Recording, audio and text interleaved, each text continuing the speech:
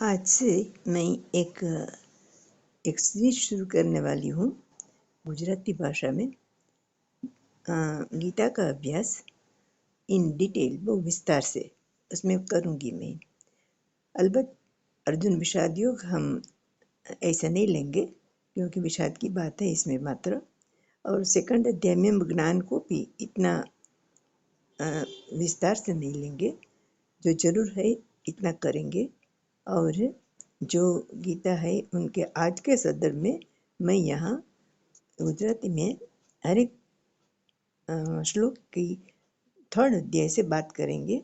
Second अध्याय तक हम श्लोकों की श्रृंखला और एक कॉम्बिनेशन लेकर उसमें क्या इम्पोर्टेंट टॉपिक है उसकी बात करेंगे। तो आज के वीडियो में हम श्रीमद् भगवत गीता का प्रथम अध्याय अर्जुन विषाद योग का संपूर्ण पाठ और उसका सरल हिंदी अर्थ हिंदी नहीं गुजराती में हम समझेंगे। कुरुक्षेत्र के मैदान में जब अर्जुन अपनों को सामने देखता है तब विचलित हो जाता है और भगवान कृष्ण तब उनके जीवन का सबसे बड़ा ज्ञान देते हैं। इसकी बात गीता में है। इस अध्याय में आप जानेंगे कि कुरुक्षेत्र के मैदान का दृश्य और शंखनाद, अर्जुन के मन का भ्रम और उनका शोक, जीवन के संघर्षों से लड़ने की प्रेरणा, और आज के युवाओं को भी उनको क्या सीखना है वो भी। वीडियो को अंत तक जरूर देखें, लाइक करें, हाइप करें और चैनल को सब्सक्राइब करना भी ना भूलें। तो आज से मैं शुरू करने जा रही हूँ और हर सोमवार को मैं एक एपिसोड रखूँगी और शायद दूसरा भी कोई दिन नक्की करके मैं आपको बताऊँगी। बाय। ॐ सहना भवतु सहनौ भुनक्तु सह वीर्यं करवावहै तेजस्विनावधीतमस्तु मा विद्विषावहै। ॐ शान्ति शान्ति शान्तिः। ॐ श्री परमात्मने नमः। नारायणं नमस्कृत्य नरं चैव नरोत्तमं देवीं सरस्वतीं व्यासं ततो जयमुदीरयेत्। अथ श्रीमद्भगवद्गीता प्रथमोऽध्यायः। હવે ગીતા બે છંદોમાં રચાયેલી છે, અનુષ્ટુપ છંદ અને ત્રિતુષ્ટ છંદ. તો અત્યારે આપણે પહેલો શ્લોક જોઈએ, ધૃતરાષ્ટ્ર ઉવાચ. અને એમાં અનુષ્ટુપ છંદ મુજબ જો આપણે એનું ચેન્ટ કરીએ તો ધર્મક્ષેત્રે કુરુક્ષેત્રે સમવેતાયુયુત્સવઃ મામકા પાંડવાશ્ચૈવ કિમકુર્વત સંજયઃ. હવે આ સામાન્ય રીતે કોઈ પણ પુસ્તકમાં પહેલા શ્લોકમાં મંગળાચરણ હોય છે, પણ ભગવદ્ ગીતામાં આપણને મંગળાચરણ જોવા મળતું નથી. સીધી ગીતા શરૂ થાય છે ધૃતરાષ્ટ્ર ઉવાચથી. તે એક સ્વતંત્ર કારણ શું છે?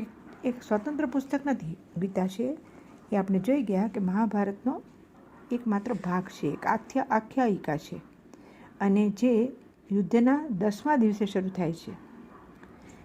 તો પ્રથમ શ્લોકમાં ધૃતરાષ્ટ્ર પૂછે છે, જે પ્રશ્ન આખો અસ્થાને છે. એ શું પૂછે છે કે હે સંજય, આ ધર્મભૂમિ કુરુક્ષેત્રમાં આ બધા યુદ્ધની ઈચ્છાવાળા એકત્રિત થયા છે, એ બધા શું કરી રહ્યા છે? હવે આ પ્રશ્ન અસ્થાને એટલા માટે છે કે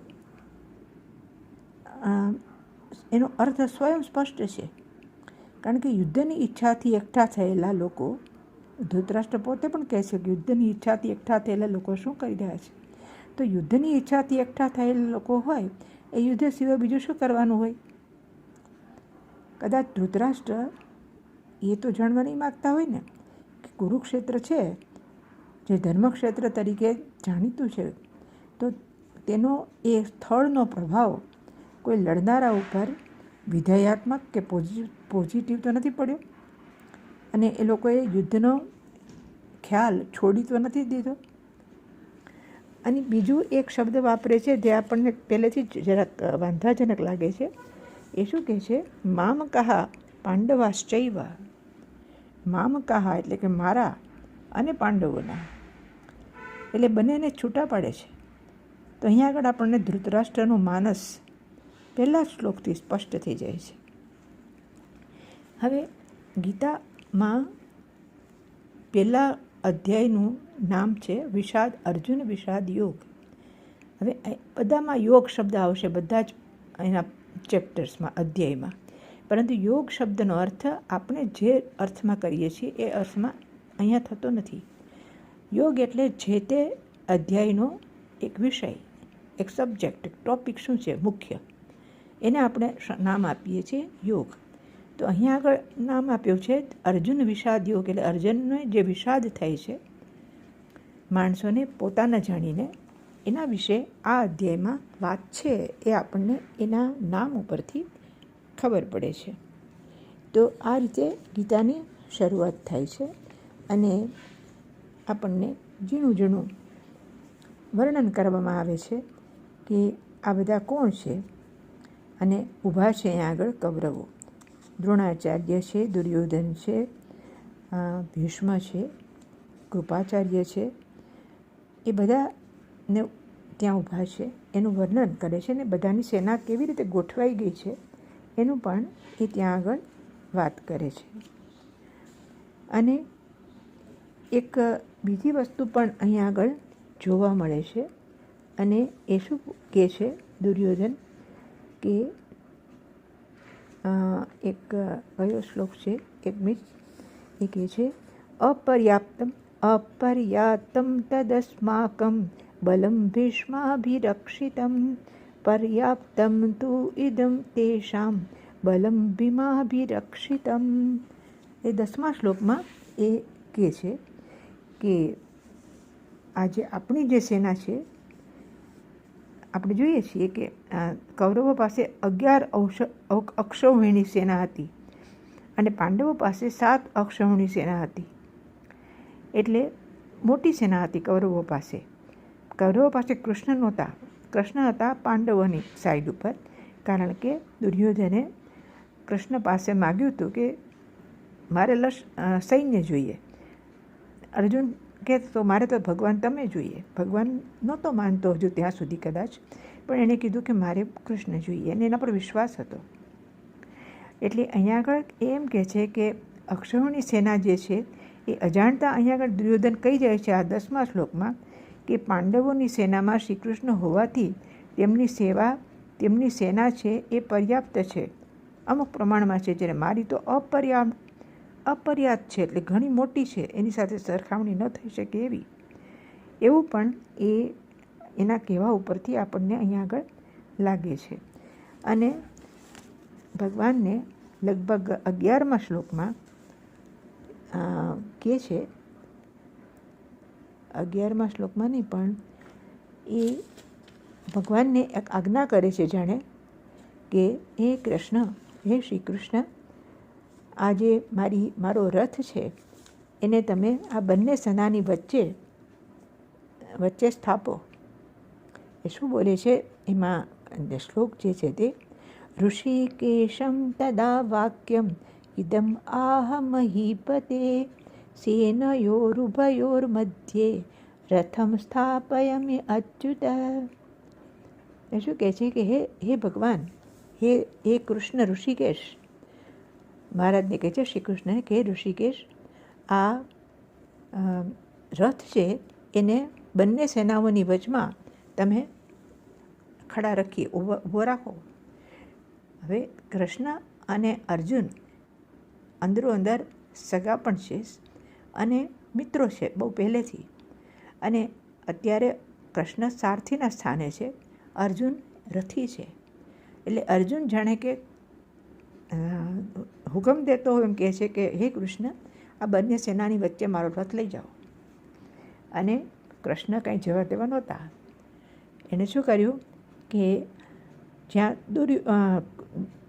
દ્રોણાચાર્ય, ભીષ્મ પિતામહ, કૃપાચાર્ય, એના આચાર્યો, દાદાઓ, એ બધા જે સ્થાને ઊભા હતા ને એ જ સ્થળે એની બરાબર સામે ભગવાને રથ ઊભો રાખ્યો અને પરિણામે અર્જુને જોયું કે આ સામે તો મારા બધા પરિચિત છે, અને પછી એનું આખું જે મૂંઝવણ છે એ સ્પષ્ટ થવા લાગી છે. અને એ વિચાર કરે છે, અર્જુનની એક સમસ્યા, પ્રશ્ન ઊભો થાય છે. એ પ્રશ્ન જો આમ જોવા જઈએ તો આપણે એમ કહી શકીએ કે એ સમસ્યા છે એની એ દ્રષ્ટિજન્ય છે, પરિસ્થિતિજન્ય નથી. એનો જે સમસ્યા છે કે અહીંયા એણે એક રોલ ભજવવાનો છે, એક યોદ્ધા તરીકેનો રોલ ભજવવાનો છે. પુત્ર તરીકે નહીં, પૌત્ર તરીકે નહીં, મિત્ર તરીકે નહીં, શિષ્ય તરીકે પણ નહીં. એનો રોલ અત્યારે છે આખા યુદ્ધની જે સેના છે એને નેતૃત્વ પૂરું પાડીને એને સામી સેના સાથે, કૌરવો સાથે, જે અધર્મી છે એની સાથે એને લડવાનું છે. એનો રોલ છે અત્યારે. પરંતુ એને બદલે જુએ છે કે સામે તો ભીષ્મ પિતામહ છે, જેના ખોળામાં હું રમ્યો છું, જે મારા પૂજનીય છે, મારા વડીલ છે. આ દ્રોણાચાર્ય કે જેની પાસેથી હું શસ્ત્રવિદ્યા શીખ્યો, આટલો ધનુર્વિદ્યામાં પારંગત થયો, મને શ્રેષ્ઠ બન્યો, એને આભારી છે. અને એના ઉપર મારે તીર ચલાવવું, એને મારે મારવા, તો એ પોતાનો રોલ છે એ ભૂલી જાય છે અને જુદા જુદા પ્રકારની અનેક દલીલો એ ભગવાન પાસે મૂકે છે. એની દલીલો જો આપણે સ્વતંત્રપણે જોઈએ ને ગીતાના દરેક શ્લોકમાં પહેલા અધ્યાયમાં, તો આપણને સ્વતંત્ર રીતે વિચારીએ તો એમ જ લાગે કે બરાબર દલીલ કરે છે, સાચી છે એની બધી દલીલ સાચી દલીલ છે, પરંતુ ખોટે સમયે રજૂ થઈ છે. આ બધી ખોટે સમયે રજૂ કરવામાં આવી છે. અત્યારે એનું નિયત કાર્ય, એનું કર્તવ્ય કર્મ, એનો ધર્મ અત્યારે શું હતો કે એક યોદ્ધાની ભૂમિકા ભજવવાનો, એનો યોદ્ધાનો રોલ ભજવવાનો હતો એને. અને અત્યારે રોલ પુત્રનો, શિષ્યનો ભજવવા માંડ્યો. એટલે અર્જુનમાં ભય અને શોકના લક્ષણો આપણને જોવા મળે છે. અને એવું લાગે છે કે અર્જુનનું ધૈર્ય અને અર્જુનનો વિવેક એ જાણે ગાયબ થઈ જાય છે, વિવેક ખોઈ બેસે છે. અને ભગવાન હાજર હતા, પરમાત્મા હાજર હતા, સ્વયં શ્રી કૃષ્ણ હાજર હતા, પરંતુ અર્જુન ભાતભાતના અપશુકનો જોવા માંડે છે. અને એક કોન્ફ્લિક્ટ ઊભો થાય છે, ઘર્ષણ, સંઘર્ષ ઊભો થાય છે એના મનમાં. અને એ શેનો સંઘર્ષ છે? Duty and attachment. એક બાજુ એની ફરજ છે અને એક બાજુ એનું એટેચમેન્ટ છે. એનો જુદા જુદા સંબંધોમાં એ જે જોડાયેલો છે સામા સૈન્યના માણસો સાથે, એ બંનેની વચ્ચે એને એક મોટું, જેને આપણે કહીએ ને કે મનમાં એક સંઘર્ષ ઊભો થાય છે. અર્જુનને હવે એમ લાગે છે, આપણે અહીંયા આગળ શ્લોક બાય શ્લોક નથી જોતા કારણ કે વિષાદ યોગ છે આ, અને માત્ર અર્જુનનો વિષાદ વ્યક્ત કરે છે. અર્જુન કહે છે કે હવે તમારે કાંઈ જોતું નથી, વિજય નથી જોતો, રાજ્ય નથી જોતું, સુખ કશું જ નથી જોઈતું. કારણ કે એને એમ લાગે છે કે મારા જીવનનું કોઈ પ્રયોજન છે જ નહીં. હવે અર્જુનને હવે યુદ્ધનું ફળ પણ નથી જોઈતું. અત્યાર સુધી યુદ્ધની તૈયારી કરતો હતો, કેટલાય તપ કરીને દેવોની પાસેથી ભાતના શસ્ત્રો મેળવ્યા હતા. અને જ્યારે લડવાનો સમય આવ્યો ત્યારે એના મનમાં એવો વિષાદ ઊભો થયો, એક વૈરાગ્ય જાણે ઊભો થયો. એને એમ થયું કે મારે કાંઈ નથી જોઈતું, આના બદલે તો હું જંગલમાં ચાલ્યો જાઉં, તપ કરું ને ભિક્ષા ઉપર જીવું, એ વધારે સારું છે મારા માટે. એટલે એ આ બધા પ્રકારનો વિચાર કરવા લાગ્યો. એક ધ્યાનમાં રાખવાનું છે કે વૈરાગ્ય છે ને એ મુખ્યત્વે બે પ્રકારના. એક છે જિહાસા વૈરાગ્ય અને બીજું છે જિજ્ઞાસા વૈરાગ્ય. જિહાસા વૈરાગ્ય છે ને એ સમજપૂર્વકનો વૈરાગ્ય છે. એ પોતાને દુનિયાવી જે પદાર્થો છે એની અનિત્યતા સમજે છે અને સમજે છે કે મારે કાયમી સુખ જોઈએ, કાયમી આનંદ જોઈએ, એ નિત્ય આનંદ જોઈએ. એ આ અનિત્ય પદાર્થોમાંથી મળે એમ નથી દુનિયાના કોઈ પણ.